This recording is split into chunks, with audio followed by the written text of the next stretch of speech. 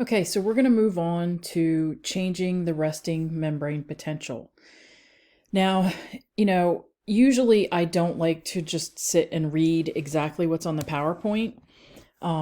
However, this topic can be very confusing, and I want to make sure that I say exactly what I want to say through this particular section of the chapter. So, we've established the idea of a resting membrane potential.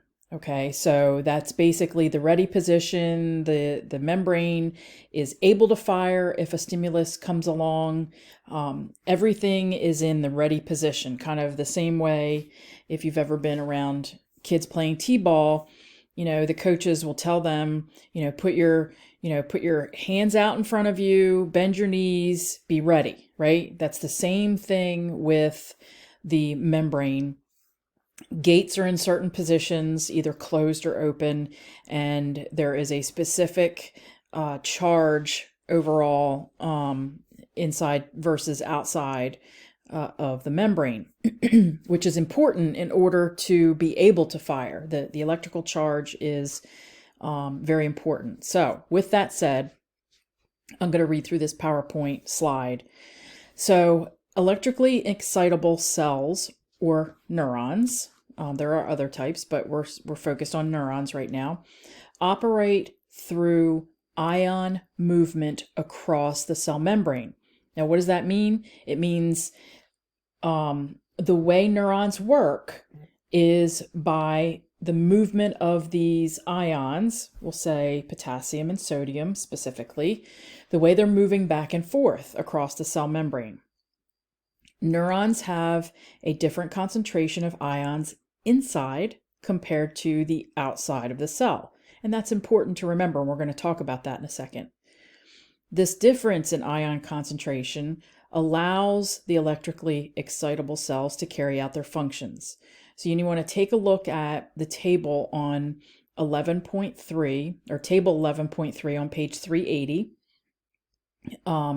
To kind of look at the ion concentrations. Now, I'm not saying you have to memorize everything on that chart, but some of the information on that table, rather, is important for moving on here. So, this table shows the concentrations of ions on either side of the cell membrane.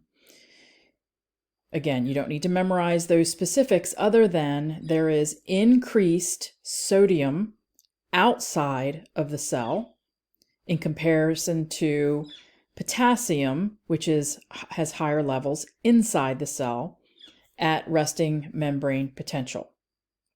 I don't have a bird. I have the window open, and there's very loud birds out there, so bear with me here. So I'm going to reread that last sentence. Increased sodium outside and increased potassium inside the cell is how things are at resting membrane potential. There's the levels, that there's increased potassium inside in comparison to the outside, and there's increased sodium outside in comparison to the inside. Now, keep in mind, there is some sodium inside and there is some potassium outside, but if you look at the differences in the pictures, you'll see that there's way more sodium outside and there's way more potassium inside. So, it cannot be emphasized enough that the characteristics of electrically excitable cells and the generation of action potentials are each due to the fundamental principle of diffusion.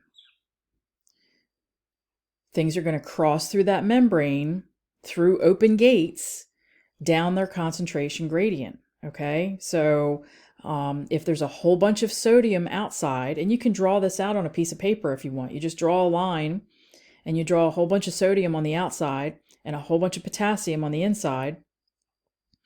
And then if you think of, which way that sodium would go if part of that, that cell membrane opened, then obviously it's going to exit, or it's going to enter. Sodium is going to enter the cell. So again, it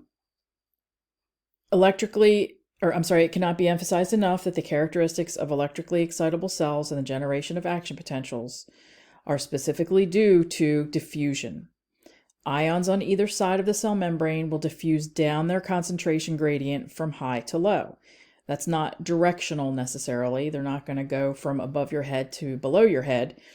We're talking about from high concentration to low concentration. So if there's a high concentration of sodium outside and a gate opens, then that sodium will flow into the cell based on the laws of diffusion. Because of the charge that these ions possess, sodium and potassium, see that there's pluses after each of those, their movement results in electrical current, causing the resting membrane potential to be altered. There's two types of changes to the resting membrane potential. There's depolarization, and then there's hyperpolarization. Now keep in mind, because I know that the way this book talks about this, it can be a little confusing. So remember, we're talking about from the starting point of resting membrane potential, the cell can be prompted to depolarize, or the cell membrane can be prompted to hyperpolarize. And we're not talking about what we're going to talk about here in a few slides. So depolarization is the increase of positive ions along the inside of the cell membrane. So depolarization is when we get a lot of positive ions entering the cell. Depolarization is the increase of positive ions along the inside of the cell membrane. Hyperpolarization is the increase of positive ions along the outside of the cell membrane. Total opposite. So when, well, I'll just keep going here. So this is continued. Based on what I've explained, depolarization versus hyperpolarization, some types of stimuli can cause the cell to depolarize, and others can cause the cell to hyperpolarize. It really depends on the ion channels that are activated and what's moving through there, or which way the ions are moving. And that is directly related to the stimulus. So that's just talking about the changing of the resting membrane potential. Now, so a little bit more on this. So again, depolarization is when the inside of the cell becomes more positive through the movement of sodium ions. So when sodium ions come in to the cell, that causes the cell membrane to depolarize, because they bring with them their positive charge. This is kind of gives you more of a mental picture. So when those sodium ions move in, they bring with them their positive charge, causing the inside to become more positive. During hyperpolarization, which is basically the opposite, the inside of the cell becomes more negative because the potassium ions leave the cell, taking with them their positive charge. And a few little notes about potassium gates, the gates for potassium, is that they are kind of like little slackers in that they open really slowly and then they close really slowly. If potassium channels open, potassium diffuses out of the cell down its concentration gradient, and the inside of the cell becomes more negative, again, because they are taking with them their positive charge. This is just an illustration of what happens to the charge. So if we are, if around negative 70, around negative 80, somewhere in there is your resting membrane potential, and your cell becomes depolarized, and let's remember what happens when it becomes depolarized. Sodium ions move inside the cell. So when sodium ions move inside the cell, they bring with them their positive charge, bringing the membrane potential to a more positive number. It's going towards the positive.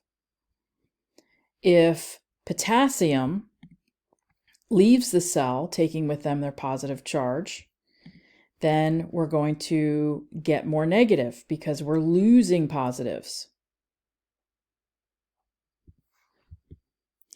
So this is just a visualization of what I've talked about. All right, so I'm going to stop here and I'm going to pick up on graded potentials, which is going to move us into action potentials.